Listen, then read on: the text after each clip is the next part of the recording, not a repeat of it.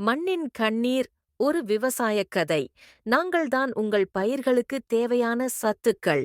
உங்கள் பயிர்கள் நன்றாக வளரவும், நல்ல விளைச்சல் கிடைக்கவும் நாங்கள்தான் பொறுப்பேற்கிறோம். ஆனால் நீங்கள் தொடர்ந்து ரசாயன உரங்களைப் போட்டால் எங்களால் இந்த மண்ணில் வாழ முடியாது. எனக்கு மிகவும் பசியாக இருக்கிறது. என் உடம்பெல்லாம் எரியும் உணர்வு ஏற்படுகிறது. இந்த விவசாயி மீண்டும் ரசாயன உரத்தை போட்டுவிட்டார். இது எங்களுக்கு ஒத்து வராது. நாங்கள் இறந்து விடுவோம் போலிருக்கிறது.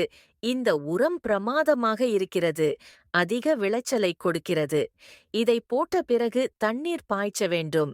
இந்த முறை சோளப் பயிர் எனக்கு மிகப்பெரிய லாபத்தை தரும் என்று நம்புகிறேன். இந்த விவசாயிக்கு நாம் யார் என்று தெரியாது. நீர்த்துளிகளோடு சேர்ந்து நாம் மண்ணுக்குள் செல்வோம். அங்கு வாழும் அனைத்து உயிரினங்களுக்கும் தீங்கிழைப்போம். நீங்கள் யார்? தயவுசெய்து எங்களை கொல்லாதீர்கள்.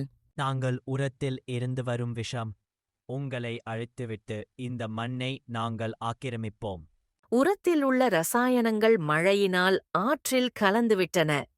எங்களால் இந்த நீரில் வாழ முடியவில்லை. சுவாசிக்க ஆக்சிஜன் இல்லை. என்னை மன்னித்து விடுங்கள். இனி என்னால் விவசாயிகளுக்கு உதவ முடியாது. இங்க ஆரோக்கியமான பண்ணை இருக்காது. நீங்கள் எங்களுக்கு உதவி செய்யாவிட்டாலும் பரவாயில்லை.